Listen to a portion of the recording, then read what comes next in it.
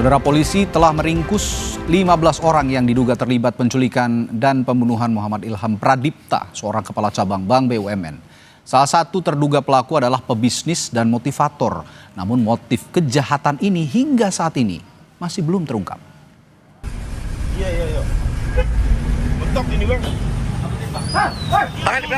Polisi mulai meringkus satu persatu orang-orang yang diduga terlibat penculikan dan pembunuhan Muhammad Ilham Pradipta, seorang kepala cabang Bank BUMN. 4 orang diduga sebagai aktor intelektual atau dalang pembunuhan. Aksi kejar-kejaran antara polisi dan pelaku sempat terjadi di Jalan Slamet Riyadi, Solo, Jawa Tengah. Sementara 1 pelaku ditangkap di kawasan PIK, Jakarta, dan sebelumnya 4 pelaku yang merupakan eksekutor ditangkap di kawasan Johar Baru, Jakarta, dan 1 di Bandara NTT saat dalam pelarian. Menurut Kabid Humas Polda Metro Jaya, Kombes Adi Ari, total 15 tersangka ditangkap. 15 orang yang diamankan, ya.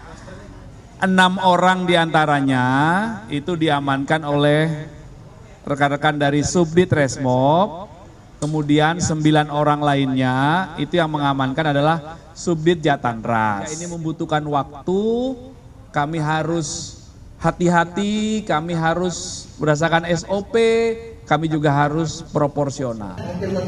Salah satu yang ditangkap adalah seorang pengusaha bernama Dwi Hartono. Dwi juga dikenal sebagai seorang motivator. Pemilik bimbingan belajar daring ini diduga sebagai dalang pembunuhan. Di kampung halamannya Rimbo Bujang, Jambi, Dwi Hartono dikenal sebagai sosok dermawan. Ya, Dusun Jati Makmur, sosok Mas Dwi Hartono ini seorang yang dia tuh dermawan.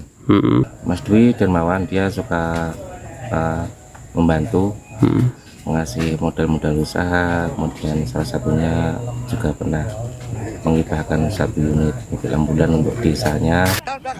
Kuasa hukum salah satu pelaku penculikan kepala cabang Bank BUMN menyebut ada 3 klaster dalam peristiwa ini, mulai dari pengintaian, penjemputan paksa, hingga eksekusi.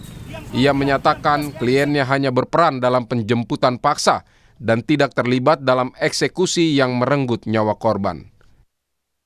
Terkait penempatan posisi Eras dan kawan-kawan ini, kan ada 3 klaster seperti yang saya bicarakan sebelumnya. Itu ada klaster yang pertama, klaster pengintai, yang kedua klaster penjemputan paksa, yang ketiga adalah klaster eksekutor. Saat waktu mengambil upah itu, disitulah baru mereka mengetahui bahwa korban ini sudah meninggal dunia. Ya, kalau yang klaster eksekutor kami tidak tahu mereka dan kami tidak kenal mereka. Mantan Kabareskrim Komjen Purnawirawan Arif Sulistianto menyebut polisi harus mengecek tempat kejadian perkara saat penculikan korban, penyerahan hingga tempat korban ditemukan meninggal. Ini adalah langkah untuk mengungkap peran para terduga pelaku sehingga motif pembunuhan akan jelas. Tentu semuanya berdasarkan alat bukti. Tidak bisa kita prejudice, kita tidak bisa menuduh seseorang disuruh ini, si tersangka A mengatakan saya disuruh ini, buktinya apa? Ini kan bisa dilacak seperti dikatakan Pak Adrius tadi, perintahnya melalui telepon, kan bisa dicek teleponnya.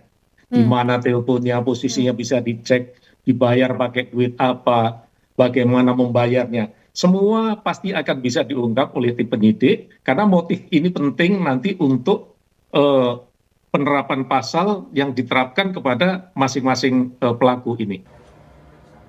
Polisi telah menangkap 15 orang. Publik masih menunggu apa motif pembunuhan kepala cabang Bank BUMN Muhammad Ilham Pradipta. Tim Liputan Kompas TV. Pak Baskoronya ini curiga di sini.